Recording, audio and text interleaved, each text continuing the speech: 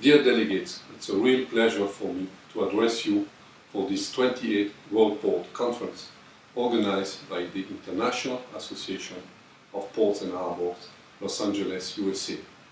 My name is Mark Asaf.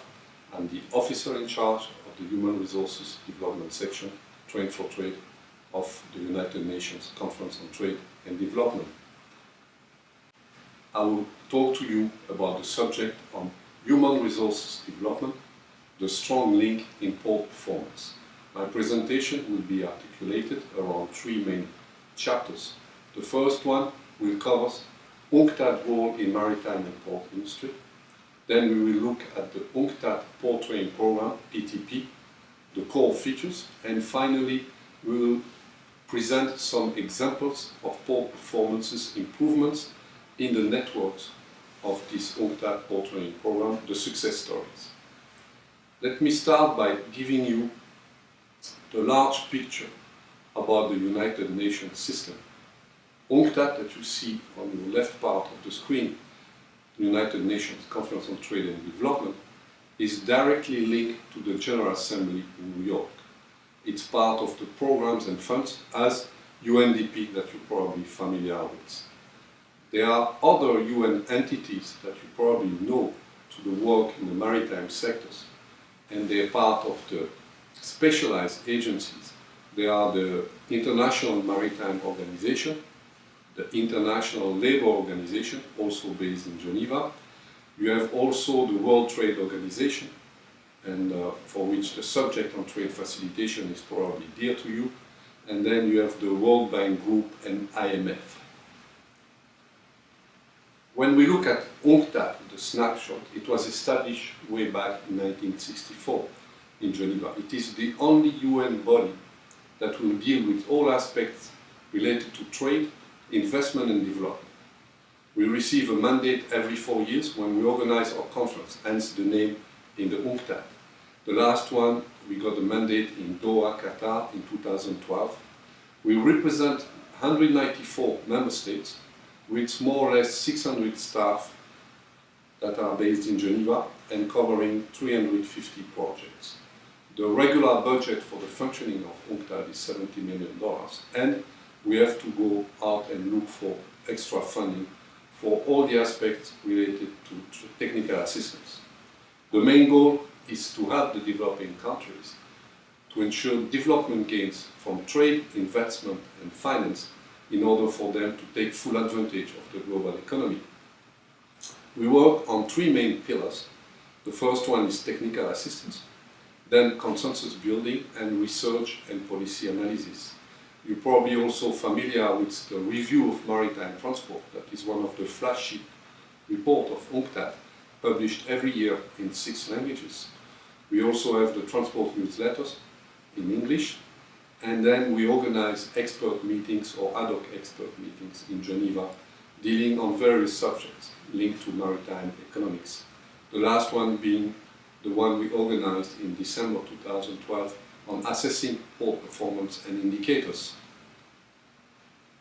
The UNCTAD Secretariat's main organogram is based on 5 core divisions, technical divisions, and 1 division of management.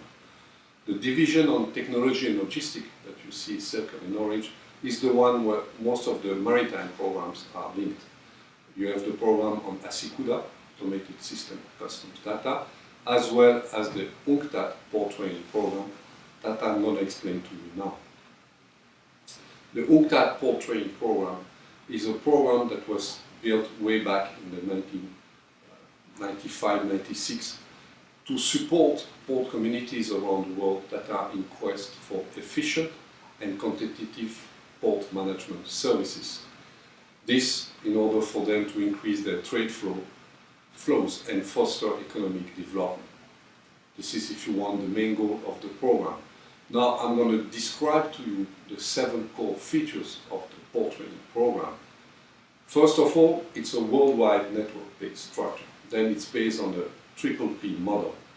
It's also a capacity building program with a strong sustainable element.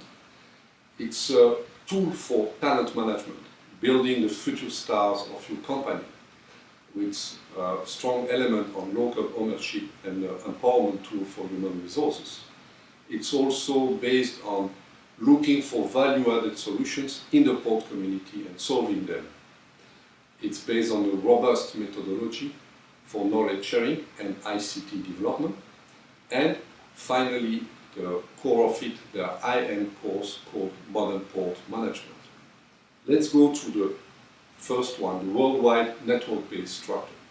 We started in 1996. It's the French-speaking network. As you could see, the names are in original languages. We cover 4 languages. So the French-speaking network started in 1996 with countries covering the whole West African coast, from Gabon, Benin, Senegal, Togo, Guinea, all the way up to now Djibouti on the other side, where we have included very recently also Côte d'Ivoire. So we are strong of 8 members. We then developed the program in Portuguese. As you know, 5 countries in Africa have an official language, Portuguese, and we developed this program in 1998 for Cabo Verde, Angola, with 6 ports in Angola, and Guinea-Bissau. In Cabo Verde, we worked with ENAPORT, it's covered 10 islands, and mainly the trainings were operated in Mindelo and Praia. In 2007, we were very fortunate to count on the support of Irish Aid and Dublin Port Company to start establishing and receiving a mandate for the English-speaking network. And the next year, the following year was in 2008, the Spanish-speaking network. In the Spanish-speaking network, we cover in ports like Peru, Guatemala. We recently going to include Dominican Republic. We'll be discussing also with Mexico. And the English-speaking network is probably the one that is the widest on the geographical view, having countries like Ghana, Namibia, Tanzania in Africa, Maldives in the middle, and then Indonesia, Malaysia, and a new member will be Philippines this year. Alongside this adventure, we also build strong partnerships with ports in Europe, depending on the languages. So we have partnerships with some ports in France, in Belgium, in Spain, in Portugal, and Ireland. The aspect of the public-private partnership model comes with the support of ports for the knowledge, for the technicality. They support us for the needs assessments, for updating the material, for going with us in the field, delivering the program, providing other services, as well as some donors. You have the full list in front of your screen of all our partners. The sustainable training aspect of this capacity building program is very important to us. The core is to build a connect between senior and middle managers. So we start by evaluating the capacity building. Then we build this national steering committee. Means not only we work with the National Port Authority, but we try to include from the start main players. That could be Shippers Council, could be freight forwarders, that could be liners, that are big players in the port community in a particular country. We can bring alongside also people from the ministries and build that steering committee in order to develop the activities, starting with the training of trainers, where we train senior managers abroad and we bring them back in the country to replicate the training. It's national deliveries with other instructors for middle managers. Then they present their work that added value while they identify problems and try to find the solutions. We support that.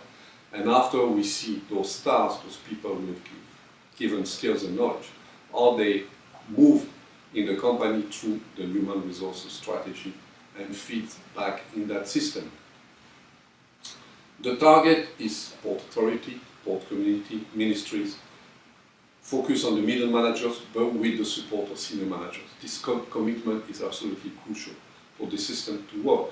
The middle managers, we know, are the people that have to adapt quickly to technological changes, pressure to reduce costs, customer demand, and they need to be able to apply modern techniques, be able to multitask horizontally or vertically, and hopefully they are the natural source of future top managers. What we call the value-added solution is actually after the 2 years training program, very intense one. The participants have to identify a problem in the port community and propose solutions, defend it, write an assignment and defend it in front of a panel of port experts.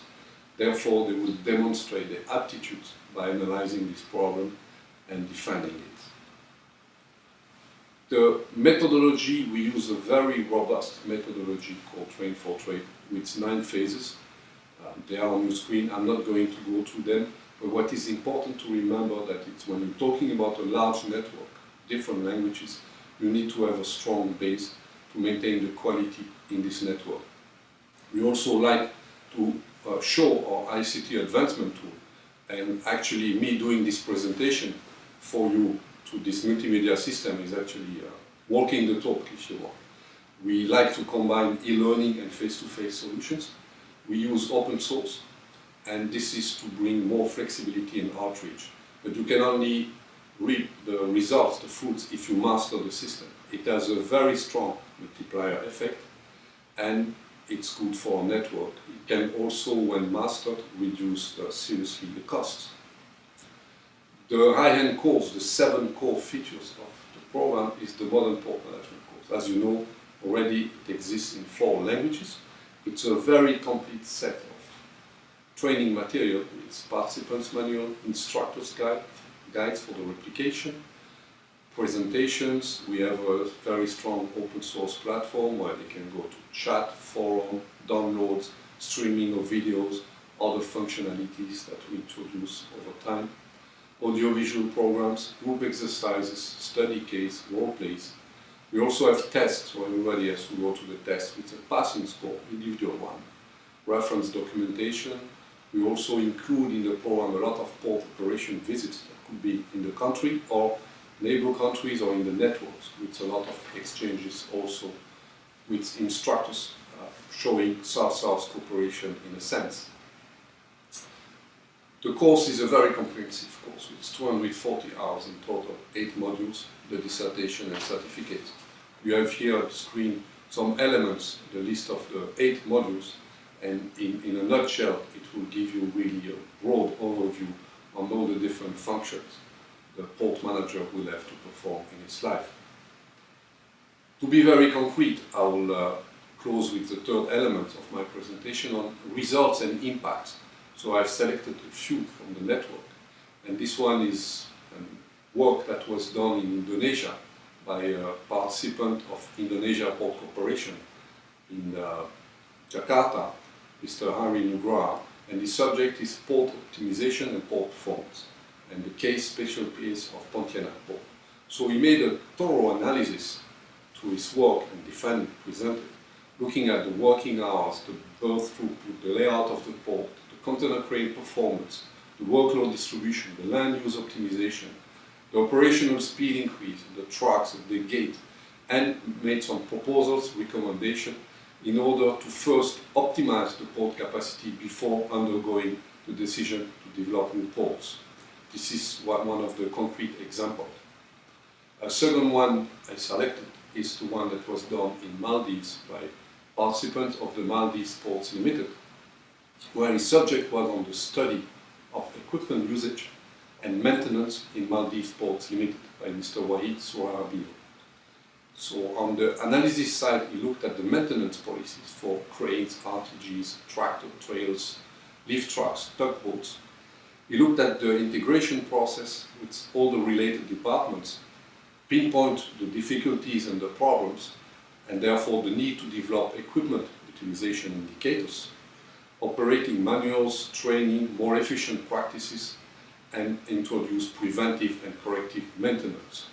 And that's one of the other examples. The last one I will use is one for which we had issues in brief in UNCTAD. Was entitled Training that helps port be more efficient, less costly. So this comes from the French-speaking network, Cameroon, but it's a bilingual country, where we had some elements on the 2 examples of bringing more efficiency in the port, where the participants in the port training program managed to identify ways to speed up operations by 30 to 40% and save money for the company, for Port Autonomous of Douala. And the savings were actually identified and they were measured. And there was also some elements resulting in the increase of efficiency, more rapid transfer of cargo and low cost. The conclusion was effective training of port managers has a direct positive effect on such operations. I will stop my presentation here. I will leave you in the hands of Josi, for which I thank again for helping me presenting this program in this committee. I'm available also by email or through the platform if you wish to have more questions from my side. And once again, I wish you a very successful conference. Thank you very much.